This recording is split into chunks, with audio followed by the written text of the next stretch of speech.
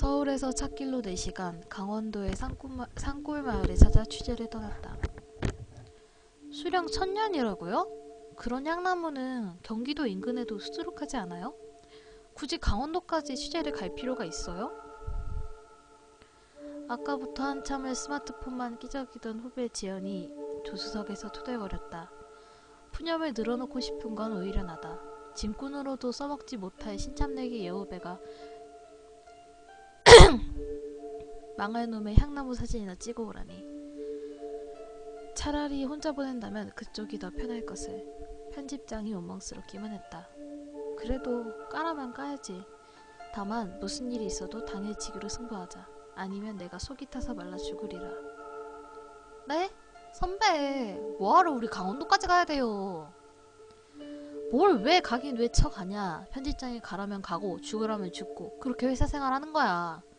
이 말을 못하겠어서 불에 달군 쇠꼬챙이가 속살을 태워놓는 것만 같았다.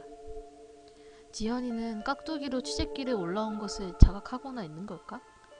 분명 편집장은 걸리적거리는 신참에게 마땅한 일거리가 없으니까 나같이 적당한 호구가 떠맡아주길 바랬던 것이다. 아, 선배! 아, 왜? 무심결에 인내심이 팽 하고 끊어져서 역성을 들게 만들었다. 일순 위축되던 지연이는 곧 안이 꼭 닿는 듯 입을 꼭 다물었다. 말없는 도로 위 두 사람은 목에 철갑으로 깁스라도 두른 양 정면만을 보았다. 선배, 저 화장실 가야 돼요. 뛰어내려 그러면. 속으로 받아쳐 놓고 웃음이 찔끔 나와버렸다.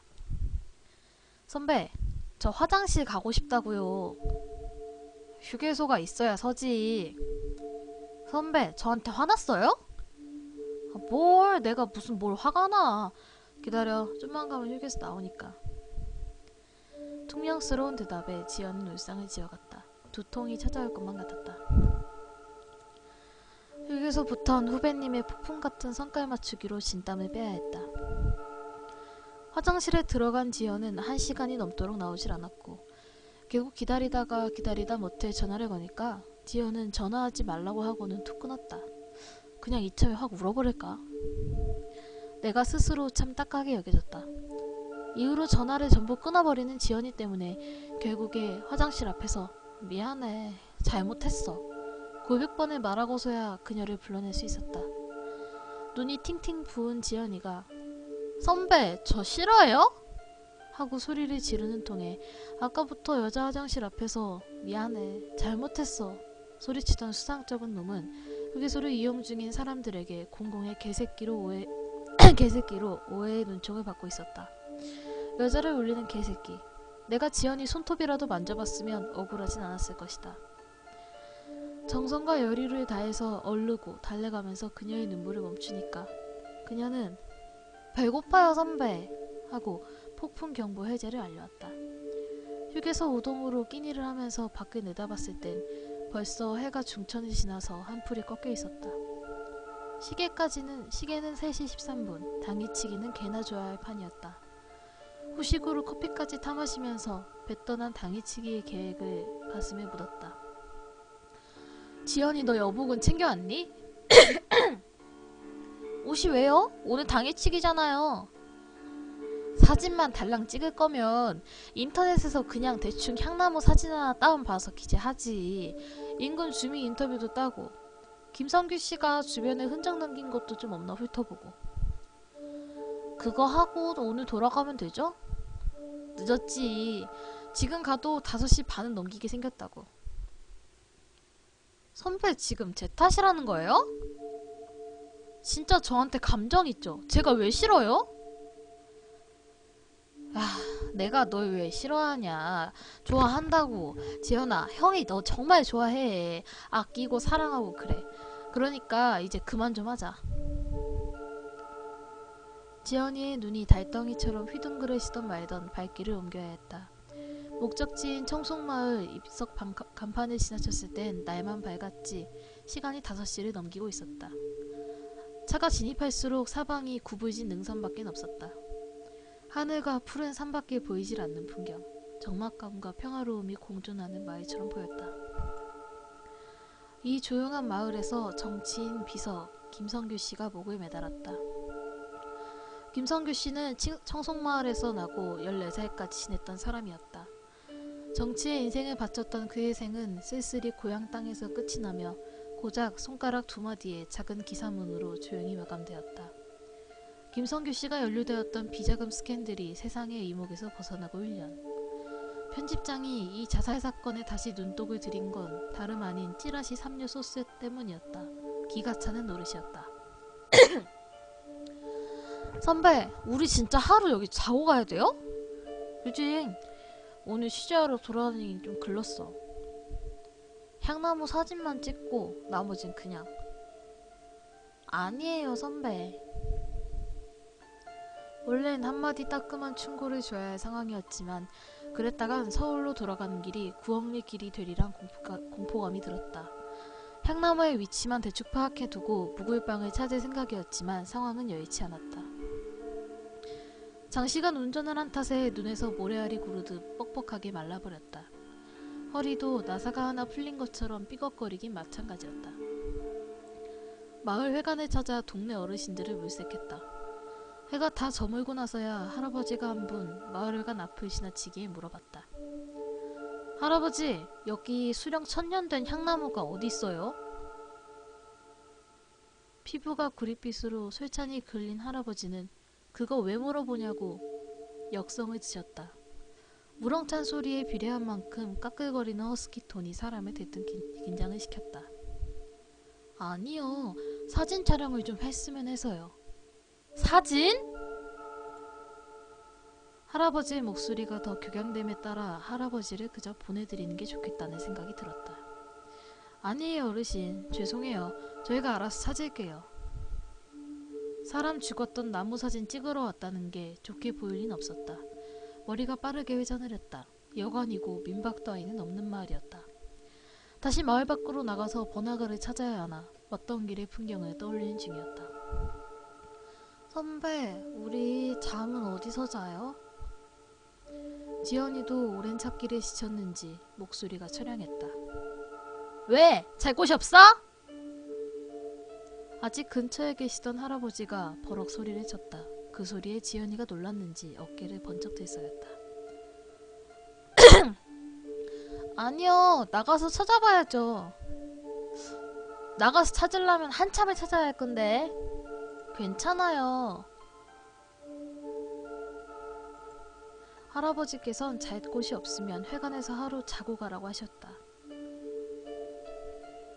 그럼 제가 감사하죠. 할아버지께선 그런데 그 향나무 사진은 왜 찍냐고 물어보셨다. 자초지종을 짤막하게 설명하자 할아버지는 고개를 끄덕였다. 그냥 들어가. 내가 다 말해 놓으면 되니까. 응? 이러면서 할아버지는 자리를 떠났다. 도대체가 화를 내는 건지 친절을 베푸는 건지 큰 목청에 헷갈리는 사람이었다. 내일은 아침부터 빠르게 돌아서 취재를 마쳐야지 생각하면서도 아까부터 투덜투덜 공시렁거리는 지연이를 보니까 한숨이 나왔다. 제발 하루 안에 마쳤으면 이렇게 빌며 눈을 감았다. 선배, 한방에서 잔다고 이상한 짓 할 생각 말아요. 지연이의 헛소리에 대답 없이 잠을 청했다. 다음날 아침이었다. 물어물어 떠나려던 길에는 인적이 단 하나도 없었다. 그녀가 잠들어 있는 사이 걸음길로 천년성을 찾아 나섰다. 논뚝길을 지나 20분쯤 향나무를 담치고 있는 돌멩이 담장을 발견하곤 다시 마을회관으로 돌아왔다. 한참을 두리번거렸으나 돌아오는 길에도 인적은 없었다. 김성규 씨 생전에 주변인 인터뷰를 따야 하는 상황에 앞길이 막막하기만 했다. 일단 트렁크에서 카메라 기재를 끄집어 올렸다. 언제 잠에서 깨어났는지 모를 후배 공주님이 다가왔다. 선배, 사진 찍으러 먼저 갈 거예요? 그래야겠지? 사람이 너무 없네. 좀 돌아다녀 볼까봐요. 아니야. 어차피 돌아다니려고 해도 저쪽 논길로 가봐야 돼. 나무도 그쪽에 있고. 가방 하나 주세요. 가방 하나만? 근 10kg가량의 짐을 전적으로 혼자 부담한 채로 다시 천년 묵은 향나무로 향했다. 와중에도 지연이는 흰색 단화에 흙물이 든다면서 우는 소리를 했다. 그러면 먼저 회관 가서 기다릴래? 아니면 사람이라도 좀 찾아보면 좋고. 선배, 왜 아까부터 나만 버리고 행동해요? 너 힘들까봐 하는 소리야. 힘 하나도 안 드니까 얼른 앞장이나 서세요. 왜 내가 지연이의 하수인이 된 듯한 기분일까? 5분도 지나지 않아 뻐근해지는 어깨가 한스러웠다. 젊은 날에는 30km 군장을 메고 12시간도 걸었는데 굼뜬 걸음에 지연이가 뒤에서 선배 빨리 가요.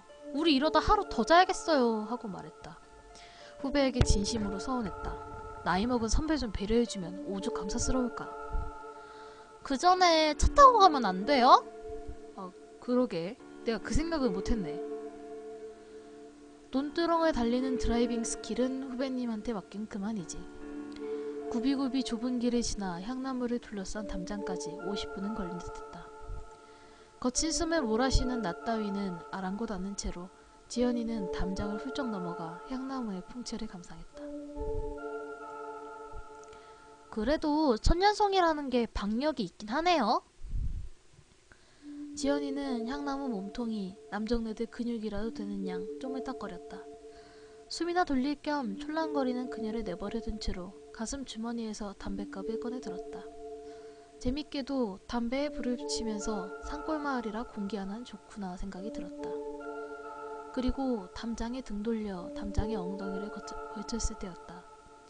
언제부터 자리에 있었을지 모를 여인과 주고간건.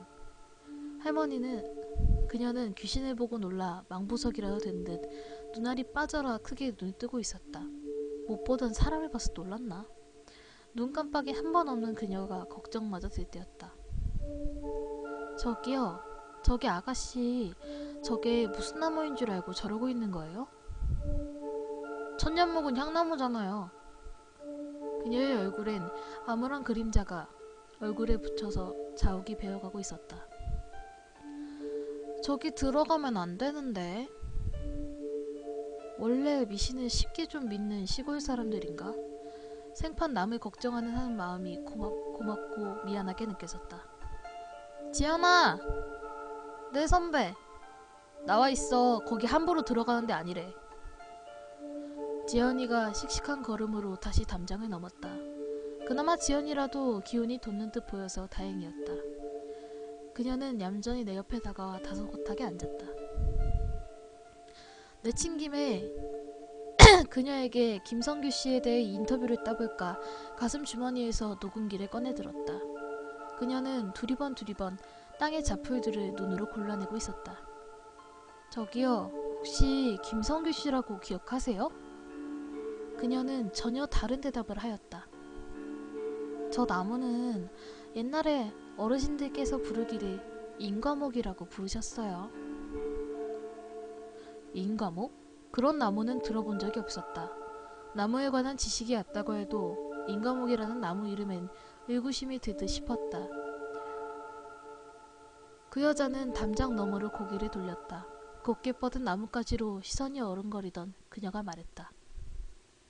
사람 과일이 열매를 맺는다고 인과라고 했어요. 그래서 인과목이라고 부르셨었죠. 향나무에서 열매가 맺어진다고요? 사람 열매? 향나무에 무슨 열매가 피어서 사람을 빗대어서 열매라 칭했을까? 저 향나무에선 열매가 맺어져요. 사람 열매요. 열매 모양이 사람 같은 모양인가요? 그러면 인상 같은 모양을 말하는 건가요? 아니. 사람이 목을 걸고 있는 날이 많아서 사람 열매라고 그랬지. 지연인 소름이 끼쳤는지 내 팔 소매를 덥석 잡아왔다. 아가씨 딱하게 됐네요. 내가 미리 왔었으면 알려주고 갔었을 텐데. 저 담장을 넘어간 사람치고 저 나무에 목 안 매죽은 사람이 없었어요. 믿음이 가지 않는 지방 미신이었다. 나에게만큼은 그에 반해 지연이는 어느새 손이 부들부들 떨고 있었다. 지연이가 바들바들 팔뚝을 흔드는 통에 취재에 방해가 되었다. 그녀와의 대화는 원을 그렸다. 질문에 대한 답은커녕 저희를 벗어난 대답들은 동문서답에 서문동답을 반복했다. 인터뷰다운 인터뷰는 끝끝내 이루어지지 못했다. 저기요, 그럼 여기서 김성규씨 본 적은 있으세요? 라는 말을 마지막으로 그녀는 뒤를 돌아섰다. 대꾸도 없는 그녀가 의심이 들었다. 그녀가 향나무 언덕의 완만한 길을 내려가자 사방 풀잎이 바스락거리면서 요란스럽게 떨어졌다.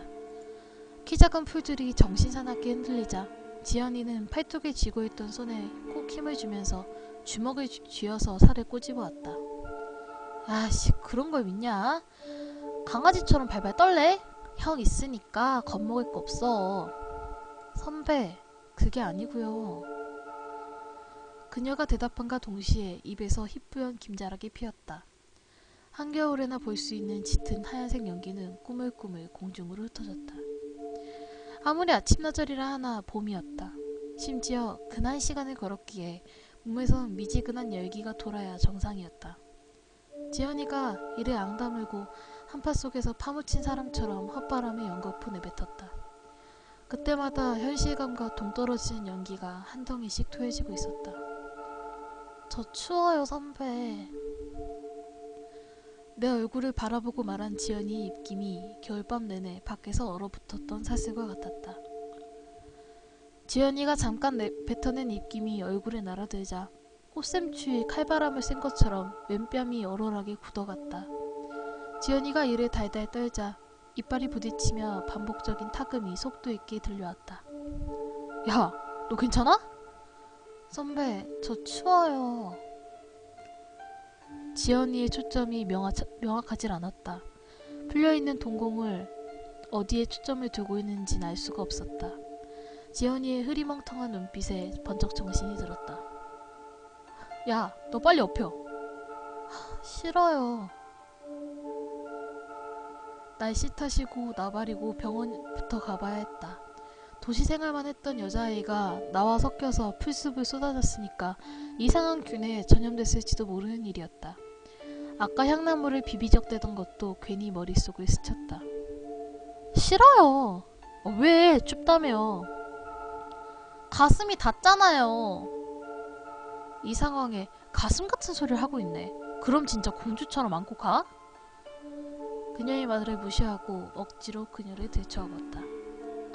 진짜 선배, 잠깐만 내려줘요. 선배, 저 내려줘요. 헛소리할 생각하지 마. 형도 인내심에 커트라인 있어. 때를 쓰는 목소리가 귀에 입김을 불어넣었다. 상식적으로 이해할 수 없는 냉랭한 입바람이 뒷목을 스치면서 일순 허리에서 가슴까지 격련히 한 차례 타고 올라왔다. 더 심각한 건 그녀와 맞닿은 등이었다.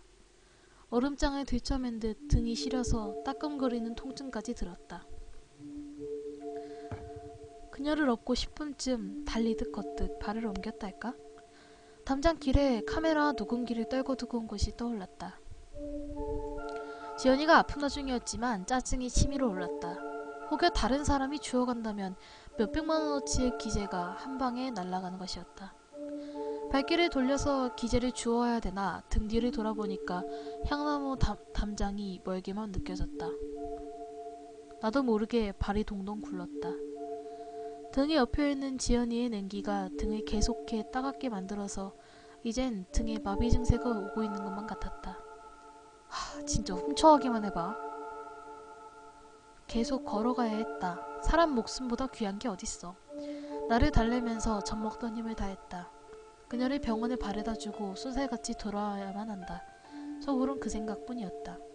필사적인 수십 분이 지나서 마을 회관으로 접어든 어기 심장이 토해져 나올 것만 같았다.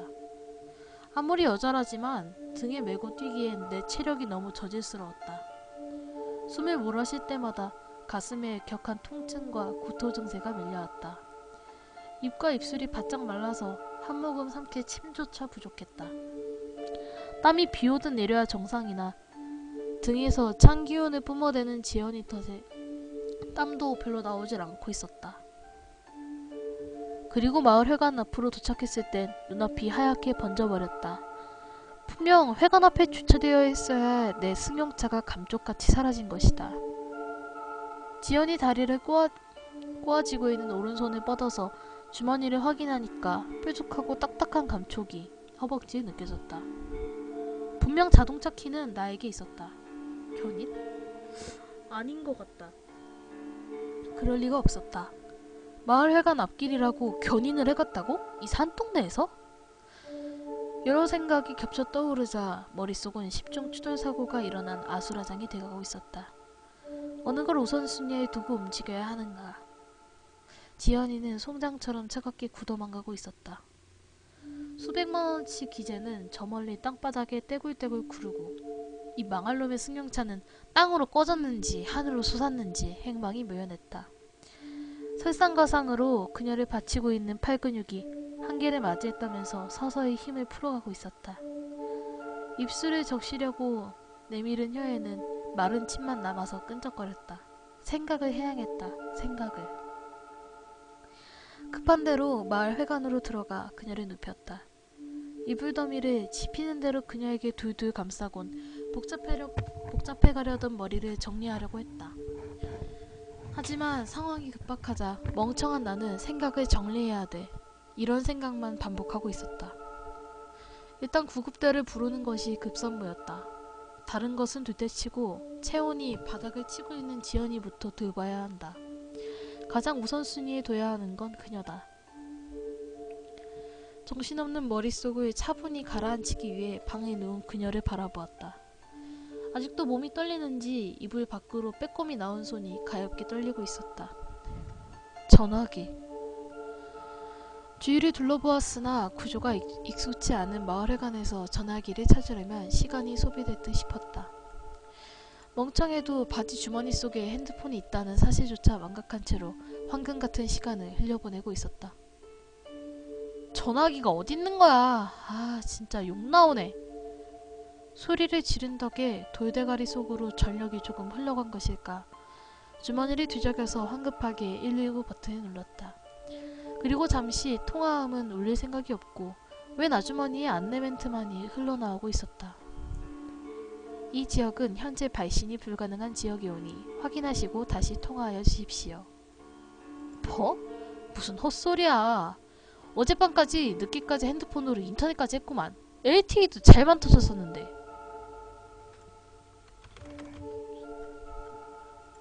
머릿속이 A4 용지 한 장 분량의 새하얀 공백으로 변해버렸다. 다음은 내 차부터 찾아야 되나? 도로로 달려나가서 지나가는 차를 잡아볼까? 그게 아니었다. 그녀를 다시 등에 업고는 아무 이불이나 하나 집어들었다.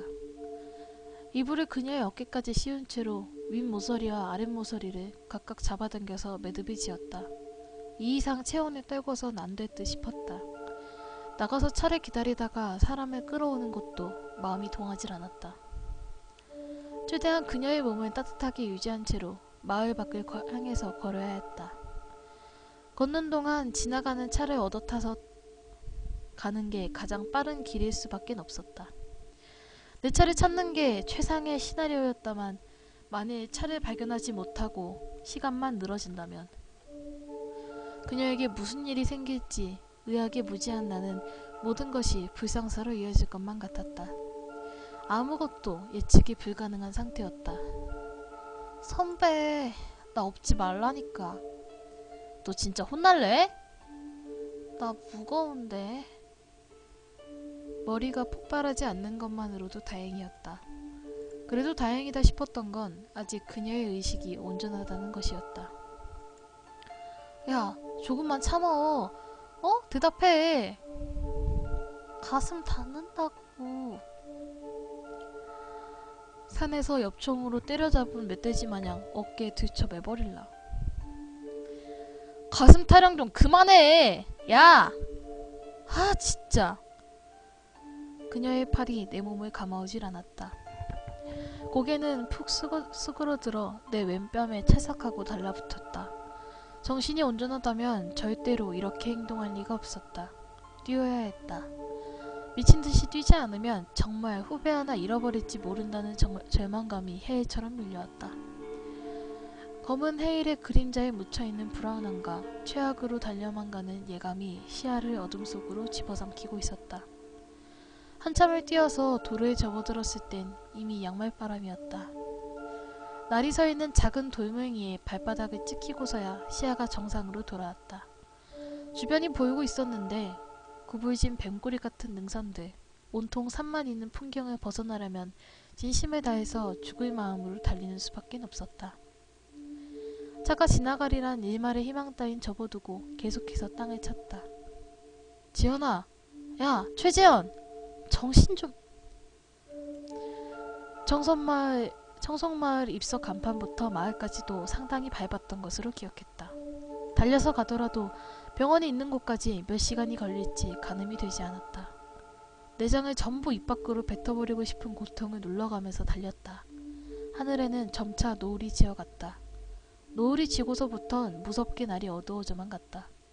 그리고 초승달이 뜨면서부터 내 불길한 예감이 불현듯 머리를 스쳤다. 나 지금 똑바로 가는 거 맞나? 반대 길로 달렸던 건 아니겠지? 입석 간판이 나올 시간쯤은 지난 거 아니야? 뒤를 돌아보니까 남푸른 밤하늘과 시커먼 산의 경계, 어렴풋이 달빛에 반짝이는 아스팔트, 좌우로 끝도 없이 이어진 논밭만이 펼쳐지고 있었다. 그 흔한 바람 한 점조차 불지 않자 마치 세상은 멈춰있는 듯 보였다. 어찌 풀숲이 이렇게 펼쳐졌는데 벌레 새끼 한 마리 없는가. 봄 기운 냄새 맞은 개구락지며 뱀들은 밤잠을 청하고 있는 건가?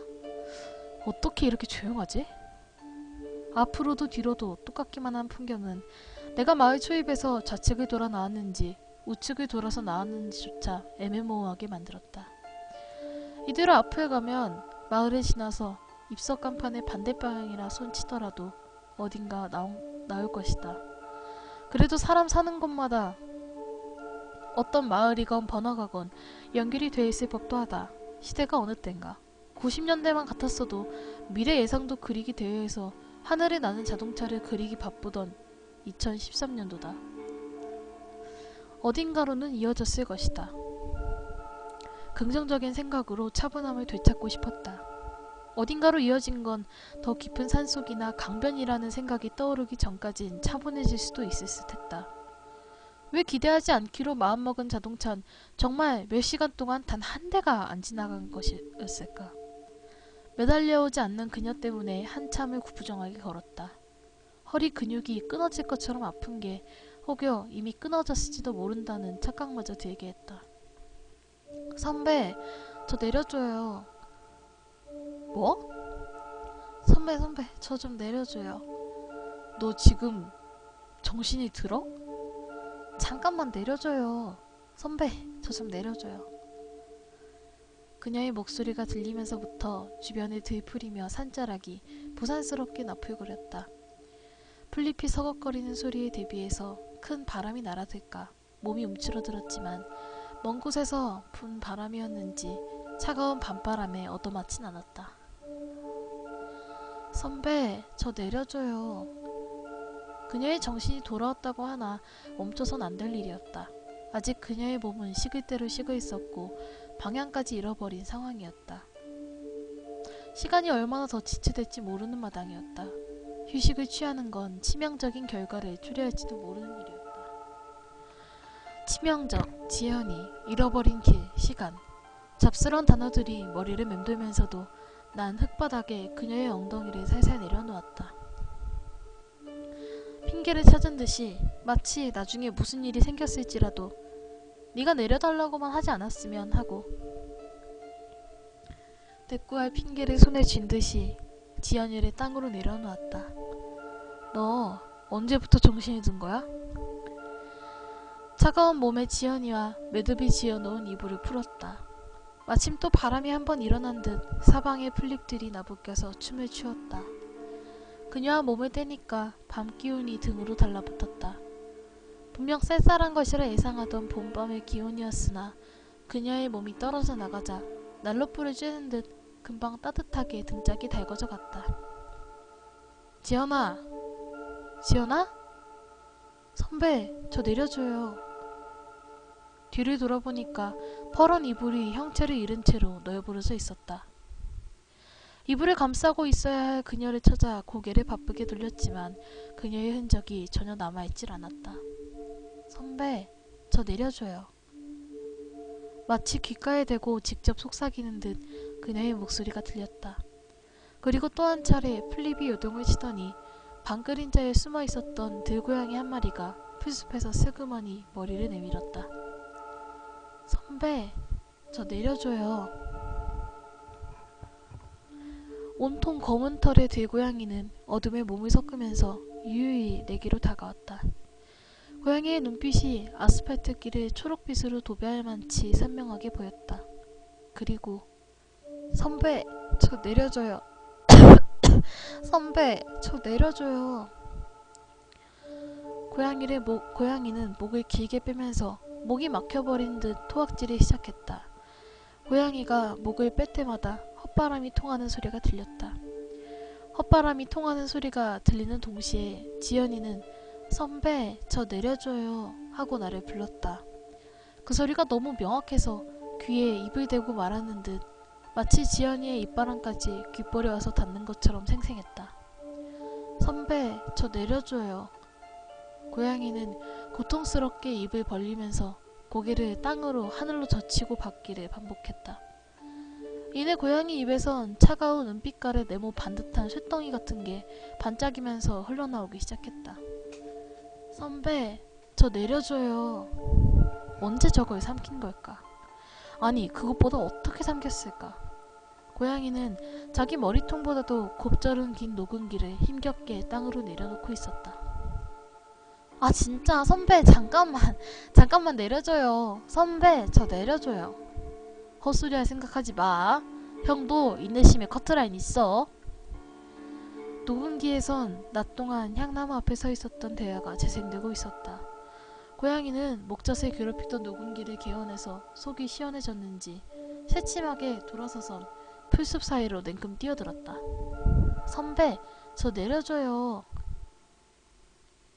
자리에서 벌떡 일어난 순간 검은색 거대한 운형이 내 앞을 순식간에 지나쳤다. 눈에 보이지도 않는 그림자에 놀라서 몸을 움츠러들었지만 금방 정신이 말짱하게 돌아왔다. 선배, 저 내려줘요. 눈앞에 지연이가 보였다. 지연이는 초승달에 매달린 듯 밤하늘 허공에 걸린 채로 팔을 쭉 늘어뜨리고 있었다. 늘어진 팔이 마치 날개라도 되는 양 지연이의 몸이 상하로 올랐다 떨어지기를 반복하면서 힘없는 날개짓을 했다. 또 한 번 선배, 저 내려줘요. 소리가 귓가에 울렸을 때는 시야에 그녀 외에는 아무것도 들어오지 않았다. 도로를 따라서 지연이가 부양하는 방향을 쫓아 박차를 가하는 동안 그녀의 불길한 이야기가 뇌리를 스쳤다. 저 향나무에선 열매가 맺어져요. 사람 열매. 끝도 없이 이어진 길을 뛰고 또 뛰어도 그녀를 잡을 수 없을 듯했다. 하늘을 유영하듯 그녀의 몸은 유유히 떠내려갔다. 그 몸은 점차 도로와 거리를 벌리는 방향으로 뻗어있는지 그녀는 곧장 산 너머로 몸을 띄었고 도로는 그녀의 진로와 평행하지 않고 전체적으로 거리가 벌어지는 사선을 그렸다. 이렇게 멍청하게 바른 길로만 달려갈 순 없을 것 같은데? 오른편의 풀숲으로 냅다 발을 찼다. 고만고만하게 자란 풀의 키가 눈을 현혹시켰을까? 생각한 것보다 몸이 깊이 꺼져내려가 작지 않은 발목이 휘청거렸다. 가슴에서 어깨까지 솟아있는 풀 속을 헤엄치듯 그녀를 향해 달렸다. 이게 모두 편집장의 탓이었다. 그깟 삼류 찌라시 정보로 사람을 이런 흉흉한 동네에 보내니까 이런 일이 생기는 것이다. 김성규 씨 전 비서실장 자살 사건 기억해? 그럼요. 당연히 기억하죠. 그 당시에 김성규 씨 자살 현상에선 아무도 취사사진 따오지 않은 것도 알고 있어? 사인이 뭐였어요? 자기 고향에서 목을 맸는데 그게 동네 한복판에 있는 향나무래. 그런 자살이었어요? 가볼래? 에?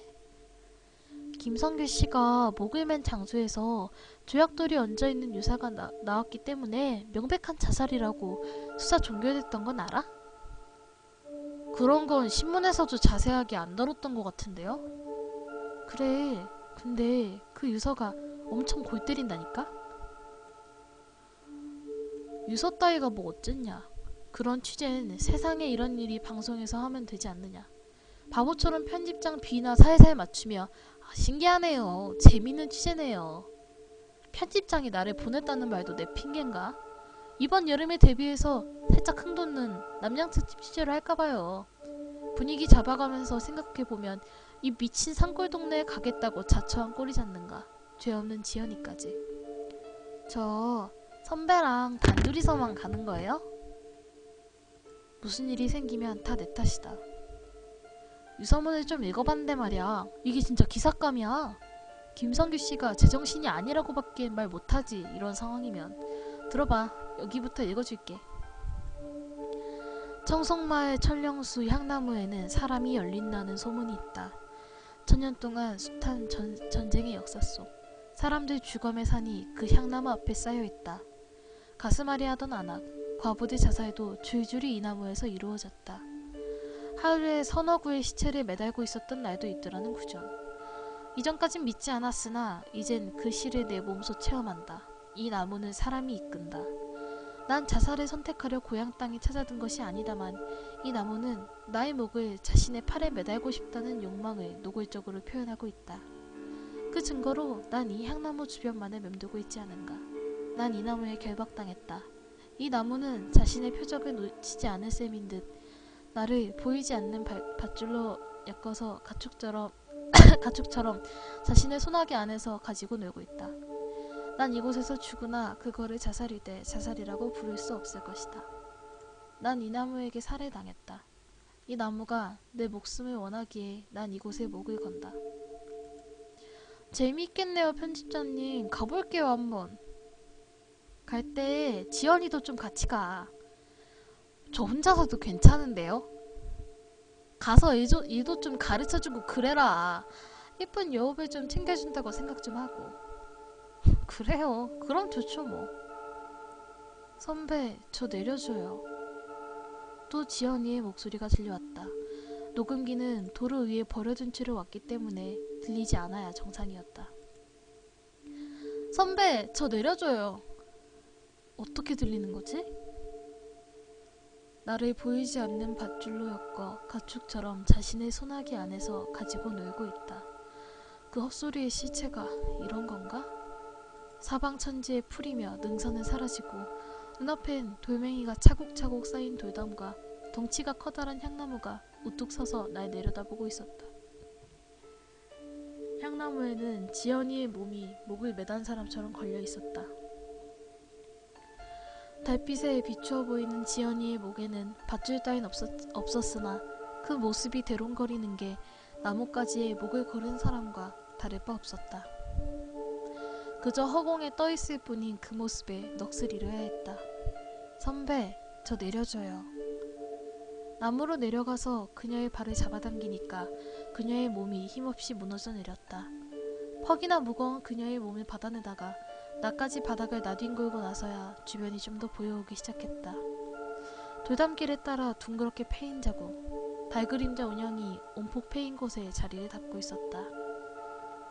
주변을 돌아보니까 돌담에 따라서 수백도 넘어 보이는 자국들이 줄을 지어 있었다. 발자국? 나는 계속해서 이 담 안에만 있었던 것인가? 그녀를 살포시 땅에 내려놓고 돌담길 발자국에 발을 올려보니까 내 발이 정확히 들어맞았다. 겹겹이 더 씌어진 발자국에 따라서 계속해서 발을 옮겨보았다. 걸음의 보폭이 아닌 뜀박질의 보폭. 지연이는 계속 업은 채였나? 아무리 환상에 빠져서 이 흙바닥을 뛰어다녔던 추론을 내세워도 발자국이 깊게 파여있다는 건 논리적으로 앞뒤가 맞지 않았다. 좀 전까지 아스팔트를 밟았던 냉랭하고 딱딱한 감촉은 무엇이더란 말인가. 지연아, 괜찮아? 도로 위를 달렸던 것이 현실이든 지금 보이는 게 현실이든 우선순위엔 변함이 없었다. 겉옷을 벗어서 그녀의 몸에 걸치곤 이렇게 앉혀 뒤에서부터 끌어안았다. 겉옷 주머니에 넣어주려고 손을 잡으니까 손의 온기가 느껴졌다. 다행이었다. 좀 전과 같이 비현실적인 냉기는 느껴지지 않았기 때문이다. 지연아, 대답할 수 있어? 정신이 있다면 성질을 부리겠지. 선배, 어딜 껴안아요. 어서 안 풀어요? 이렇게. 지연이는 성을 내는 대신에 무언가에 중얼거렸다. 무의식 중에 대답이었을까? 아니, 잠꼬 대라면 좋겠다. 깨기 전까지 마을에 돌아갔으면. 마을 앞 회관 앞에 주차되어 있는 내 차에 오를 수 있다면. 떠올리는 생각들이 희망사항처럼 느껴졌다. 이것마저 현실이 아닐지 모른다. 나무에 목을 맨 듯 그녀가 두둥실 떠있던 모습을 보았다. 그걸 현실이라고 말할 수 있나? 방금 전 직접 지연이를 끌어내렸었다. 무섭게 떨어져 내리던 그녀를 받아든 그 무게감이 확실하게 손에 남아있었다. 반면 얼음장 같았던 그녀의 차가움도 아직 등짝에 남아있었다. 양말바람인 사람에게 10원어치 동정도 없던 아스팔트, 그 위를 달렸던 감촉도, 날이 서있던 돌멩이를 밟아 생긴 발바닥의 상처도 그대로였다. 만신창이로 체력이 방전된 몸 상태만이 어느 쪽에서도 설명이 가능한 유일의 사실이었다. 정말 가축처럼 가지고 놀다가 지쳐서 스스로 목을 맬 때까지 기다릴 공산일지도 몰랐다. 목을 매야 한다면 그게 내가 이 환각 같은 현실을 오가는 이유라면 매야 할지도 모르겠다는 생각이 들었다. 최면이라도 걸린 듯 두 개의 현실 속 갈피 한 자락 못 잡는 상황이 마음 어딘가에서 향나무에게 패배를 인정해버렸을지도 몰랐다. 다만 그녀만큼은 아니었다. 목을 맬 땐 매더라도 호비 하나 못 챙기고 가는 팔푼이 선배가 될 순 없었다. 야, 추워? 물으니까 그녀가 또 웅얼거렸다. 아까부터 뭐라고 대답하는 거니? 그녀는 내가 묻는 말에 한 번을 안 지고 꼬박꼬박 말대꾸를 해왔다. 하지만 매번 그 말이 무슨 소리인지 알아들을 수가 없었다. 그야말로 방언 그 자체의 웅얼거림이었다. 그녀를 업어서 담장을 넘었다. 가로등 하나 없는 논길에서 굴러떨어지지는 않았으면 좋으련만. 응? 내가 말을 붙인 것도 아니었는데 그녀의 알 수 없는 방언이 또 터져나왔다. 원만한 언덕길을 내려가면 내려갈수록 그녀의 방언이 점차 소리를 더해갔다. 아까 전과 같이 바람은 한 점이 없는데 주변의 키 작은 나무와 풀잎들이 사시나무 떨듯이 바들바들 떨면서 사라락 요란을 피웠다. 야! 아씨, 깜짝아. 그녀가 버럭 고함을 치는 바람에 등골이 한번 오색해왔다. 이것도 혹시 환각일까? 그녀의 몸이 휘청하고 내 무게중심을 흔들어댔다. 마치 날 넘어뜨릴 심보인 듯 좌로 우로 반동을 주면서 상체를 심하게 움직였다. 몸을 흔드는 기이한 힘에 휘청이며 생각을 했다. 이게 지연인가? 난 또 나무에게 속아서 담장 안에 그녀를 두고 온 건 아닐까? 그녀를 향해 등 뒤를 돌아보자 그녀가 내 등을 향해서 푹 꺼져왔다. 그녀의 이마가 내 뒤통수를 들이받으며 소소한 충격이 일었지만 눈앞에 펼쳐진 풍경을 주목해야만 했다. 봐, 이게 네가 감히 벗어나려 발버둥치는 그런 존재야. 그렇게 말하고 싶은 걸까? 내게 소리치는 건가? 향나무엔 목에 줄을 달고 있는 사람으로 나뭇가지가 빼곡히 들어차 있었다. 사람이 얼기설기 붙어서 목을 메고 있는 풍경이 향나무를 버드나무와 같이 보이게 만드는 것 같았다. 단 한 사람도 도망쳐본 일이 없다고? 그렇게 말하고 싶은 거야? 내가 물으니까 향나무 대신에 지연이가 또 옹알이를 했다. 내 귀에 바짝 붙어서 속삭이는 목소리. 분명 아까부터 비슷한 소리만을 내는 듯 그녀의 방언은 집요하기만 했다. 무슨 말이 하고 싶은 거니? 선배. 뭐? 선배. 지연아, 다시 말해봐. 선배. 선배. 그래. 선배, 일어나요. 선배, 일어나요. 지연이가 다시 좌우로 몸을 흔들었다. 나는 그녀의 몸짓에 겨우 중심을 잡으면서 그녀에게 소리쳤다. 무슨 소리야? 뭘 일어나? 선배, 일어나요. 제발 좀. 왜 내가 일어나? 선배, 일어나 봐요. 나 좋아한다면서요. 대답 안 들을 거예요? 여기서 이러지 말고 좀 일어나 봐요. 그녀의 흔들거림에 결국 몸이 경사길로 내동댕이 치고 말았다. 그녀에게 저항하려 쏠린 무게중심이 앞을 향하면서 이마부터 땅에 머리를 빻으려던 아찔한 순간 난 뜨고 있었던 눈이 다시 뜨임을 느꼈다. 마치 꿈에서 깨어난 것처럼. 선배 일어났어요? 선배, 걱정했잖아요. 세상은 한나절이었다. 해는 중천에서 한없이 빛을 쏟아내고 있었고 비처럼 내리는 봄날 따뜻한 기운에 새싹들이 고개를 번쩍 치켜세우고 있었다. 그녀는 내 머리맡에 자기 허벅지를 내어준 채였다. 내 어깨를 감싼 손에서 미미한 떨림이 전해졌다. 우리 여기 언제 왔지? 지연아, 언제 왔지? 뭘 언제 와요? 아까 아침 대바람에 선배 따라 온 거잖아요. 나 언제부터 누워있었어? 아 몰라. 내가 향나무 좀 구경하고 있다 보니까 쓰러져갖고. 지연이가 나를 냅다 밀쳐내는 바람에 머리를 땅에 빻고 말았다. 그 어느 때보다도 현실적인 감각. 우리 무슨 여자 한 명 안 만났었어? 무슨 여자요? 아니야. 무슨 소리야 진짜. 사람 불안하게. 우리 여기 얼마나 있었어? 2~3시간? 진짜 핸드폰을 회관에 두고 오고 선배는 졸도하고 내가 진짜. 가자. 응? 사진은요? 사진이고 취재고 나발이고 가자. 다 필요 없어. 미쳤어요? 편집장한테 어떻게 깨지고 싶어서 이래요. 다짜고짜 그녀의 손을 빼앗아 잡았다. 그녀에겐 사람의 체온이 고스란히 느껴지고 있었다. 야, 너 어디 아픈 데 없지? 없어요. 선배, 손을 좀 놓쳐? 담장 앞에 늘어진 기재들을 급하게 주었다. 반은 달리다 쉽게 걸음을 큰 폭으로 걸으니까 그녀가 숨이 찬 듯이 헐떡였다. 이 사람 왜 이래 진짜? 회관 앞으로 도착하니까 내 승용차가 자리를 지키고 있었다. 매번 똥차 소리를 듣는 놈이 이렇게 반가울 수가 없었다. 야, 회관 들어와서 네 물건 다 챙겨서 나와. 챙길 거 핸드폰 말고 없어요. 아무튼 빨리 핸드폰 가지고 나와. 차에 시동을 걸고 차를 빠르게 선회시켰다. 오른쪽으로 존재하고 있을 향나무의 존재감이 가려진 시야에서도 극명하게 전해지고 있었다. 그녀가 보조석에 오르자마자 엑셀을 힘껏 밟았다. 선배, 차 도랑에 빠진 것 같아요.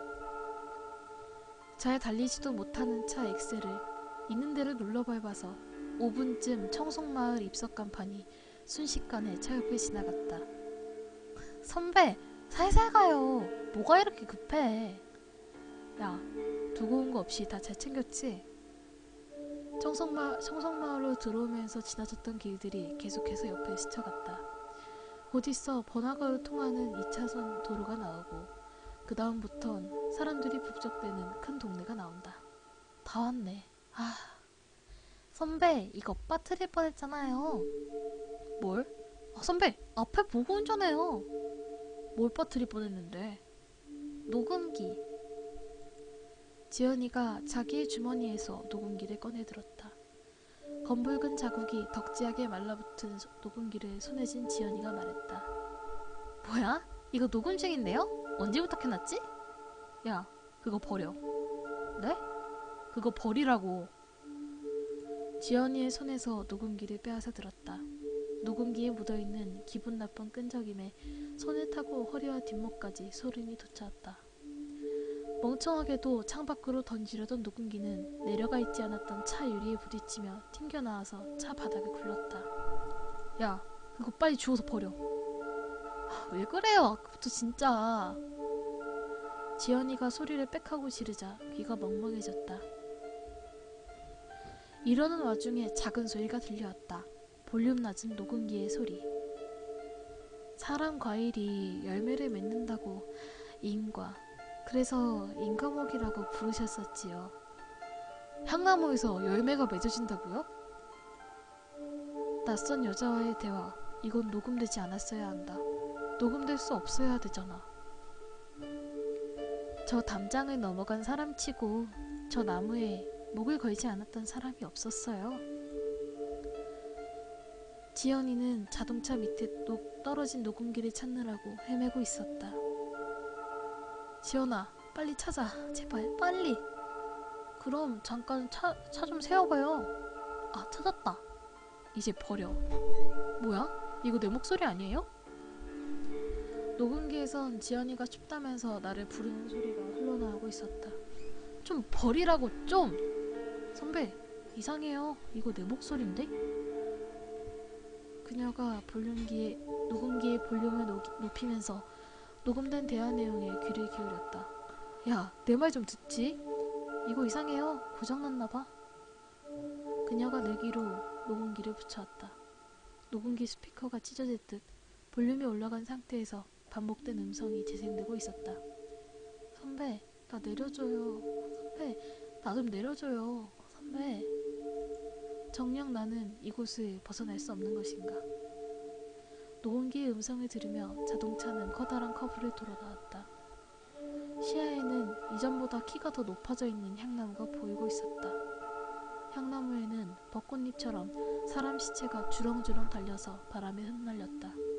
지연인 신이 난 것처럼 내 귓가에 녹음기를 들이대면서 웃었다.